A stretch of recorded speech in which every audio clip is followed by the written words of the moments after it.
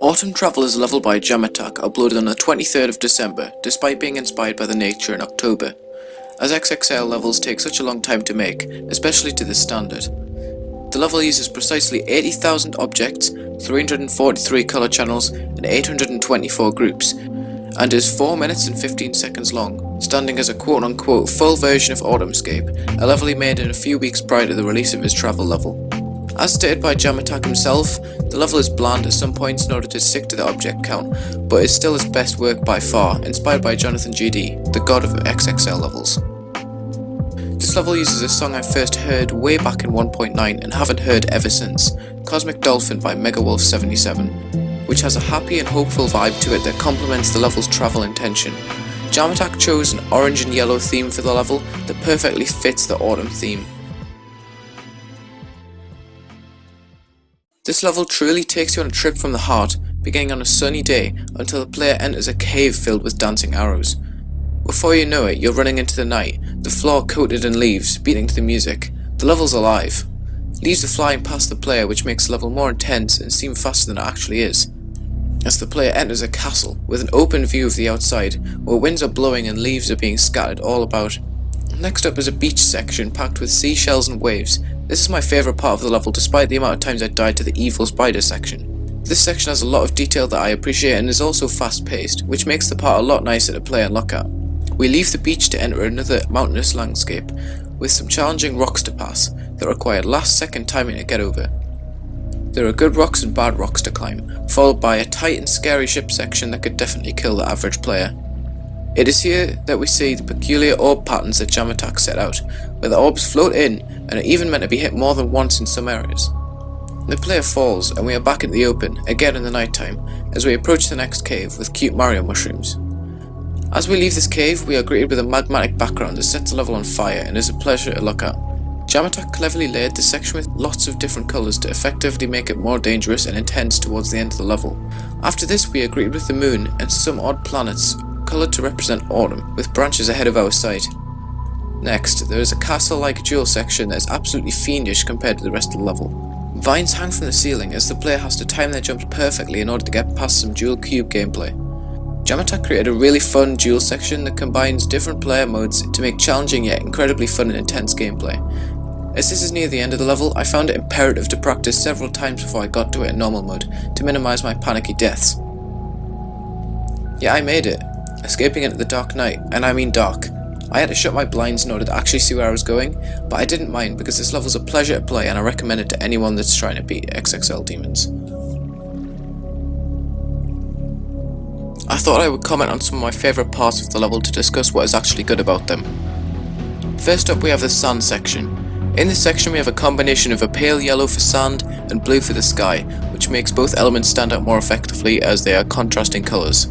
There is also the likeness of the clouds and the animated water, which work in unison to make great highlighted decoration. Then there is a match of grey tones in the background and the shells and the blocks, which are additional decorations. To top it off, there are some animated waves using move triggers that make this section feel alive, alongside the orb and portal movement and the pulsing arrows. Some deco you may not notice are the lines moving towards the player to make them feel as if they are moving fast, which works very well. The next part is the night section, with the lit up orange and yellow ground. The ground pulses discreetly with the music and looks great when travelling through the faster part of this section. There are a few leaves that fly past the player, which ties in nicely to the whole vibe of autumn. This part of the level reminds me of Mario Galaxy, and I'm not sure why, but I love it. There are some twinkling arrows that nicely warn the player of the custom spikes JamAttack created to fit in with the whole travel theme. The background confused me at first because I have colour blindness that mixes up blue and purple, but it runs alongside the colour of the ground greatly, although some may say the sky uses a bad colour combination. In this, the leaves look a lot more lit up due to the dark colours JamAttack chose for the sky. There is some nice and effective glow used here that is not overused and just makes this section stand out a bit more to me. The last part I'd like to mention is the fiery section outside the second cave. There are a lot of different shades of different colours that create a strong depth in this section and emphasises the foreground, which is ideal because the player can see what they are doing while being able to take in the decoration. There are fireballs in the background which gives the section some movement when lacks it in the gameplay, and the terrain is varied yet again for this section as we see logs that lie in the dirt that act as slopes and dead trees to switch up the decoration. None of the colours clash here, as it is all focused on orange and brown, with the varied stones in the dirt that vary the colours slightly using grey. This section effectively builds up the intense moon section that follows that is arguably the hardest part in the level.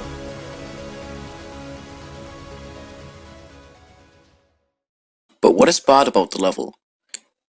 In my opinion, the end of the level is too dark. It makes the player focus too much to see where the obstacles are, when in my opinion they should always be visible. To fix this, the glow could be made brighter, or the spikes could be made different to the ground decoration. Another thing I like to point out is the recycled idea we see at the robot section. I'd like to see maybe a graveyard to represent Halloween, though I am aware the level is limited object-wise at this point. This could also be fixed with some varied pulses that are different to the first night section. The stone section following the beach section is also quite bland and could be fixed with some pillars in the background. Again, similar to the last point, I'm aware that the level has a lot of objects already, but I think with some optimization this section could be made a lot better. Alright, I'm going to try and complete the level now. I'm going to go through practice a couple of times and then I should be able to do it. I got 65%, which is decent I think. Probably shouldn't be placing so many checkpoints, but this is the easier half of the level, so it should be okay. I'm pretty sure I can get this part done most of the time. Oh, I'm dead. This wave part catches me out sometimes. Also this spider part, I keep dying to.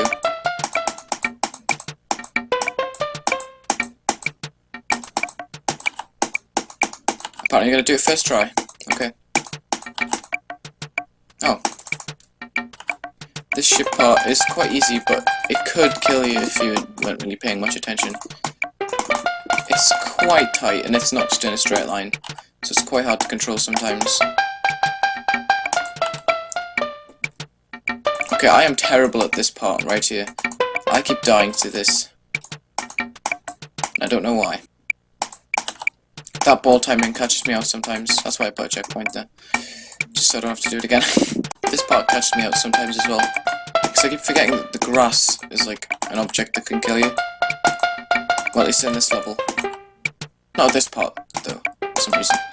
Okay, why am I destroying this? I'm doing so well.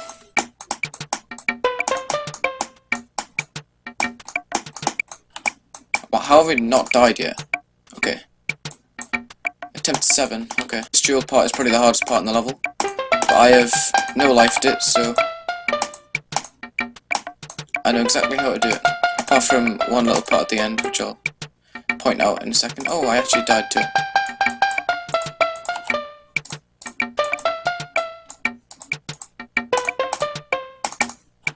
Alright, this part after the ship sometimes kills me.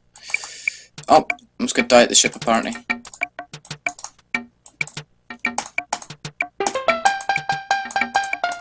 Oh, I actually did it first try, okay. There's 2 jumps at the top of the robot that I keep messing up. Because you have to do them really quickly, otherwise the cube jumps twice. Ow. Alright, then there's a really dark part at the end. Like, really dark. Yeah, I can see the rest of the level fine, it's just this one part that's way too dark. There we go. Right. I should be able to do this now. 18 attempt practice run. That's the lowest I've ever had on this level. Love the music sync in this UFO part. Listen to this part.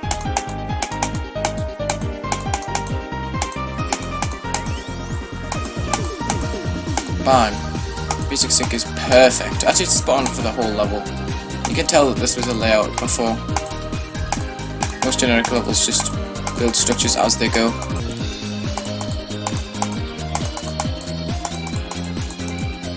Oh, I forgot to click there. No. Yeah, for some reason I keep on thinking that there's a blue pad that is going to send me up straight away, but it doesn't. It's just, I don't know. I just keep forgetting. Ba-da-da-da-da, ba-da-da.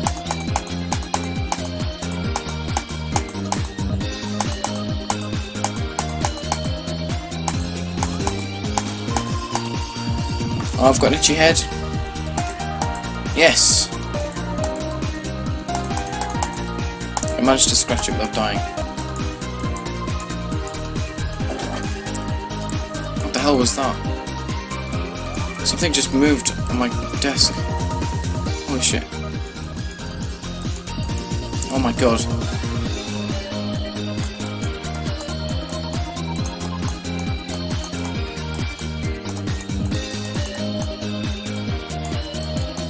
No, 74! Oh my god!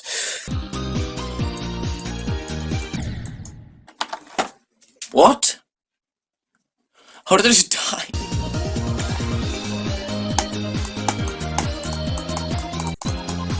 Oh my god, don't lag, please.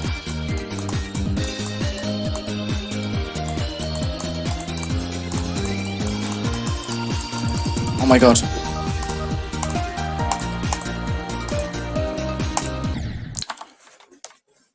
I've never died there.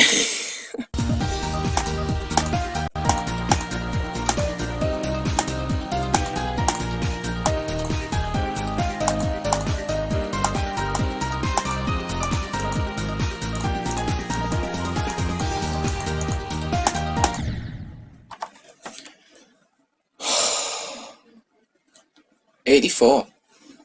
$84.